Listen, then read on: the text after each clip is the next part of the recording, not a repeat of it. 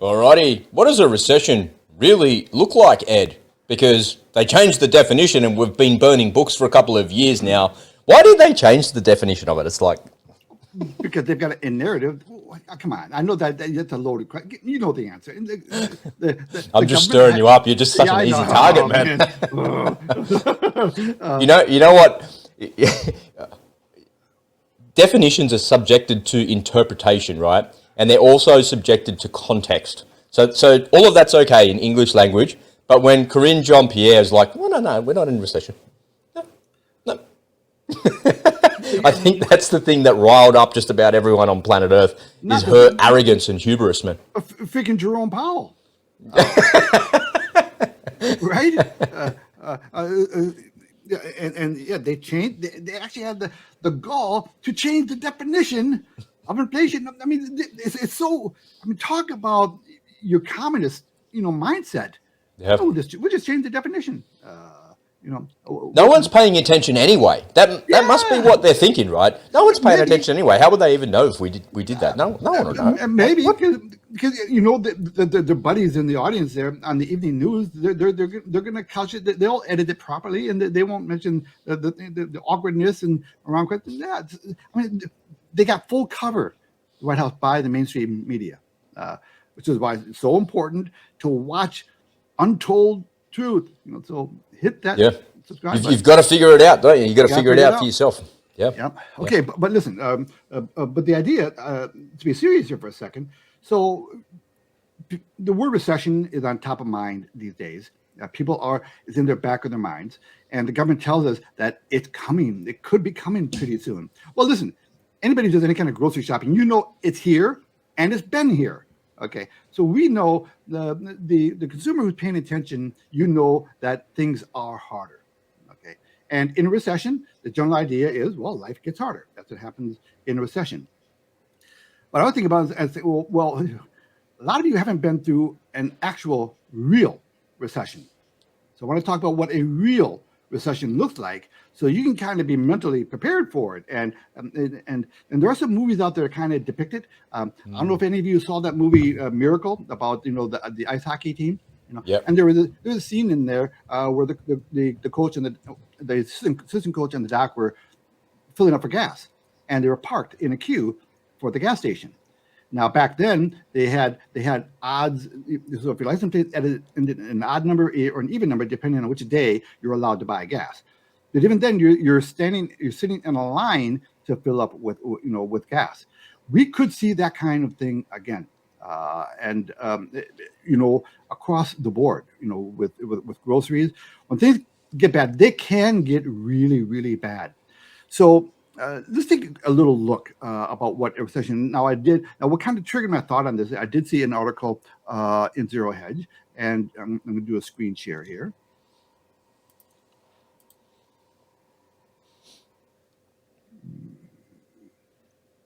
We got him.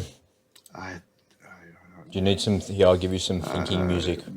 Yeah. Here's some thinking music while you get you're presenting your screen there. Yeah. Screen share. What the hell? Here in Australia, as you're doing that, Ed, Okay. I want to. Okay. Well, look. Never mind. It's not letting me do it. So I'll kind of make the points to it. I was just going to show you one picture anyway. Sure. There is in a real recession, there is a domino effect. All right. So when you start out in a recession, the first thing that goes are the luxury items. We talked about this before. People stop buying the luxury cars. They stop taking the luxury trips. They stop buying the luxury watches. Next in line are the discretionary items. Things that you would like to do, but you don't need to do them. You don't need to buy them. Okay, and then we start heading into bankruptcies. Because of the interest rate environment, as interest rates go up, you're going to see corporate bankruptcies increase. Well, guess what we talked about yesterday? The increase in corporate bankruptcies, up over 200% year over year in corporate bankruptcies. Corporations are laying off people in a very big way. One real clue about when you're in an actual full-on recession is when you go to the bank, and the bank is telling you, okay, well, prove to me, in effect, that you don't need the money. And if you don't need the money, then we'll give you a loan. that's how tight things are going to become. Where I mean, right now, one of the ways you get into a bad market economic situation is they give money to anyone. Bad credit or not, sure, here you go. 0% interest, 2% interest, free money. And that's how people take on way too much debt. They buy the house they really can't afford because money is cheap. But then at some point, interest rates have to go up because the Fed has to fight inflation all of a sudden for some reason. And this is the business cycle. Business cycles, are bigger picture issues. They're 10, 15-year cycles. We are entering now. We're heading toward the bottom part of the business cycle. And it's not easy to turn around on a dime and go. The business cycle has to kind of play its way out. It has to flush out all the bad decisions that were made. And there's going to be pain felt. Now, when these corporations go bankrupt and when people go bankrupt, those loans, those debts are not being repaid. So a lot of people are going to be writing off a lot of debt. And those people who issued the debt, they're going to be taking a hit. So things have to get really bad before they can turn around. And one of the signs of that is when the credit crunch gets so bad that they're asking you, well, prove to me that you don't need the money, then I'll give you the loan. And of course, the people who can qualify for a loan, they're not going to take out the loan because I'm not going to take out a loan for 19, 20%. Yeah, no way. Right. So they're going to wait. And that has to come out. And that is the bottoming out prices. For any of you out there who have been wanting to buy a house for the past, couple of years, and you've just been priced out of the market because they've gotten so ridiculously high. My guess is you are going to get a chance to get that house at a more reasonable price. But there are some things you have to do. First, keep your nose clean, protect your credit. Right. So do the best you can to preserve, your reputation, by the street. And then you want to find a way to maintain the buying power that you currently have. Okay. This could be, for those people who would think ahead, this could be a life-changing event for you. This could be a huge windfall for you. So, but you have to be a little proactive. You got to think ahead.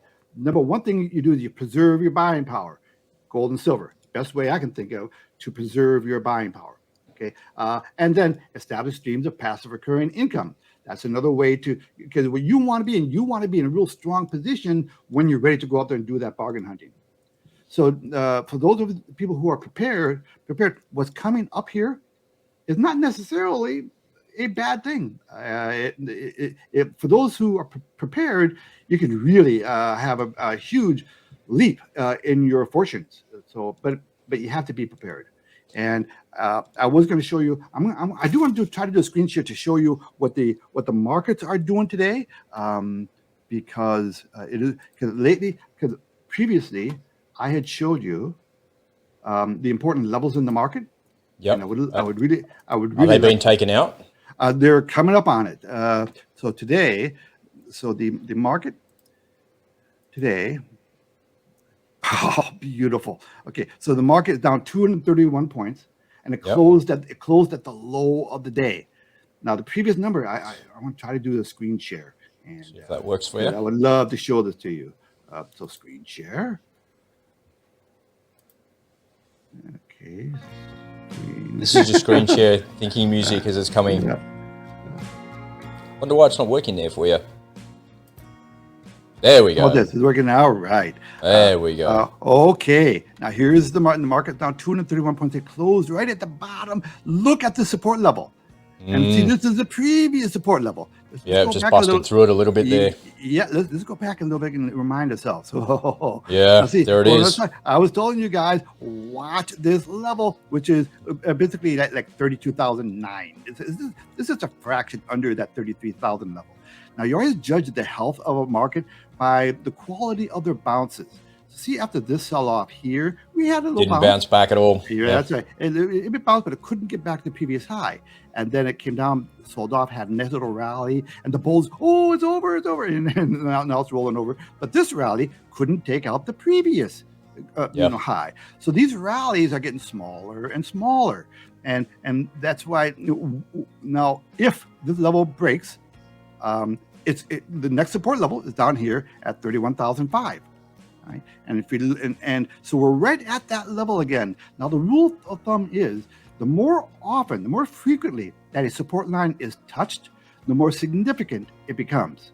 Okay, so let's say the market had pulled back here. Let's say it did break. All right, that was important, but it did have a rally, and now it's revisiting it again. Well, let's say it managed to have another rally. Let's say it stops here and rallies a little bit during the week, but it doesn't take out this high and then revisit 33,000 again. So ironically, the more often that a support line is broken, the more significant it is. And it kind of makes sense, right? Because this is all psychology. It's, at some point, the bulls are going to say, screw this. I got to protect myself at the downside now.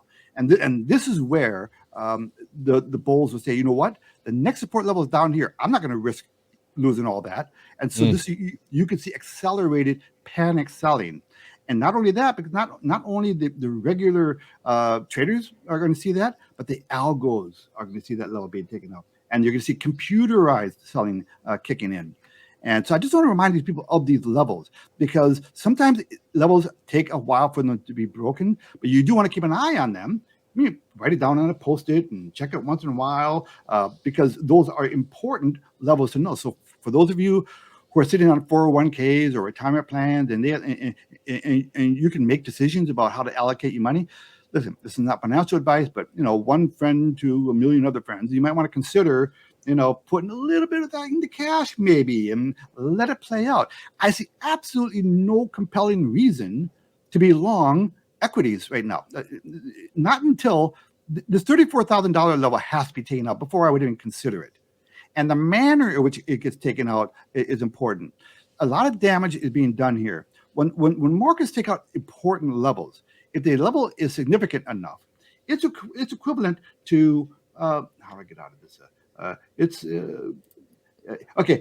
It's equivalent to like getting hit in the face by a professional prize fighter. Okay, okay, you're not going to spring off the mat. Okay, you might stumble a few times and make an effort to get up, but you are going to go down again. And so when you get hit in the face really hard, when an important level is taken out, it needs time to recover. So that's what is going on here. So that's why I wanted to point out this level, to remind people of these levels, because you could be in for, look, stocks don't have to go up. Nothing has to go up. Real estate doesn't have to go up. Okay, there's no rule that says things have to go up in value.